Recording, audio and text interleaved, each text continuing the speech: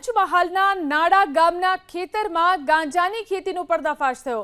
પોલીસે મંગળસિંહ પટેલ નામના ખેડૂતની ધરપકડ કરી। ખેતરમાંથી લીલા ગાંજાના છોડ, મકાનમાંથી સૂકા ગાંજાનો જથ્થો પણ જપ્ત કરવામાં આવ્યો। લીલા ગાંજાના 21 છોડ, 1.970 કિલો સૂકા ગાંજાનો જથ્થો અહીંથી જપ્ત કરાયો છે।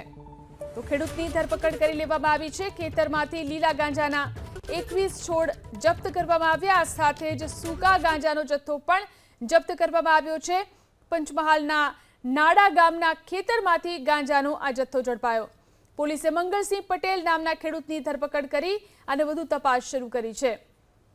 આ ખેડૂતના ખેતરમાંથી લીલા ગાંજાના છોડ તેમજ મકાનમાંથી સૂકા ગાંજાનો જથ્થો મળી આવ્યો હતો।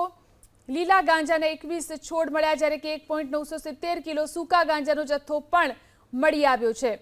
ત્યારે પોલીસે આ ખેડૂતની અટકાયત કરી છે અને વધુ તપાસ શરૂ કરી છે।